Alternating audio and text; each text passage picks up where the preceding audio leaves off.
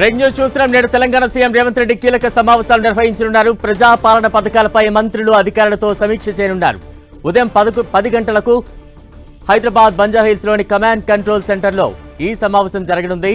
ఇందిరమ్మ ఇళ్లు, రైతు భరోసా, రేషన్ కార్డులు, ఆత్మీయ భరోసాపై చర్చించనున్నారు. సాయంత్రం 4 గంటలకు ఉస్మానియా ఆసుపత్రి కొత్త భవన నిర్మాణంపై సమావేశం ఉంటుంది.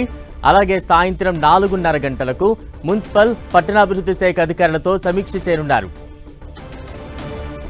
ఇక సీఎం రేవంత్ రెడ్డి అధికారులు, మంత్రులతో కీలక సమావేశం నిర్వహించనున్నారు. తాజా అప్డేట్స్ అందించేందుకు మా ప్రతినిధి కర్ణాకర్ సిద్ధంగా ఉన్నారు. కర్ణాకర్, విదేశీ పర్యటన ముగించుకొని వచ్చిన ముఖ్యమంత్రి రేవంత్ రెడ్డి పాలనపై దృష్టి సారించారు. ఈరోజు పలు కీలక అంశాలపై, పథకాలపై సీఎం రేవంత్ రెడ్డి సమీక్షా సమావేశం నిర్వహిస్తారు. మరి కాసేపట్లో బంజారాహిల్స్లోని కమాండ్ కంట్రోల్ రూమ్లో ఇందిరమ్మ రైతు భరోసా కావచ్చు, ఇందిరమ్మ ఆత్మీయ భరోసా, రేషన్ కార్డులు, ఇందిరమ్మ ఇల్లు, ఈ 4 పథకాలకు సంబంధించి ఉన్నత స్థాయి సమీక్షా సమావేశం నిర్వహించారు. ఎందుకంటే రేపటి నుంచి ఈ 4 పథకాలను ప్రభుత్వం ప్రారంభించబోతుంది. ఈ నేపథ్యంలో ఏర్పాట్లు ఏ విధంగా ఉన్నాయి, అధికారులు ఎటువంటి ఏర్పాట్లు చేసిన దానిపై సీఎం సమీక్షా సమావేశం నిర్వహిస్తారు. ఈ సమీక్షా సమావేశంలో పొంగులేటి శ్రీనివాసరెడ్డి, తుమ్మల నాగేశ్వరరావుతో పాటు అందుబాటులో ఉన్న మంత్రులు సిఎస్ శాంతకుమార్, ఉన్నతాధికారులందరూ కూడా పాల్గొంటున్నారు. మనం చూస్తున్నాం, ఇందిరమ్మ ఆత్మీయ భరోసాతో పాటు రైతు భరోసాను రేపటి నుంచి ప్రారంభిస్తున్నారు.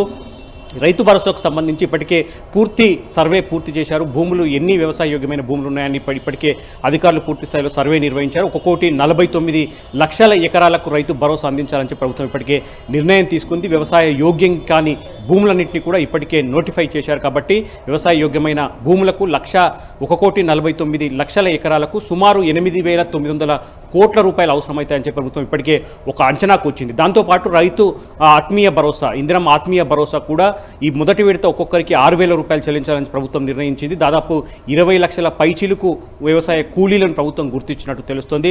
దానికి కూడా సుమారు 3,000 కోట్ల రూపాయల పైచీలకు అవసరమవుతుందని చెప్పి ప్రభుత్వం అంచనా వేస్తున్న పరిస్థితిని మనం చూస్తున్నాం. ఇక రేషన్ కార్డులను కూడా రేపటి నుంచే జారీ చేయాలని చెప్పి ప్రభుత్వం నిర్ణయించింది. దాంతోపాటు ఇందిరమ్మ ఇళ్ల మంజూరు కూడా పెద్ద ఎత్తున రేపటి నుంచి ప్రారంభించబోతుంది. దాదాపు 80 లక్షల పైచీలకు ఇందిరమ్మ ఇళ్ల దరఖాస్తులు వచ్చాయి. కాబట్టి మొదటి విడత కేవలం నియోజకవర్గానికి 3,500 ఇళ్లను మాత్రమే కేటాయిస్తున్న నేపథ్యంలో నిజమైన లబ్ధిదారులను గుర్తించాలని చెప్పి ప్రభుత్వం ఇప్పటికే నిర్ణయించింది. ఇటువంటి అంశాలన్నింటిపైన మరి కాసేపట్లో ముఖ్యమంత్రి Revanth Reddy command control room లో ఉన్నత స్థాయి సమీక్ష సమావేశం నిర్వహించబోతున్నారు. Right, thank you Karunakar.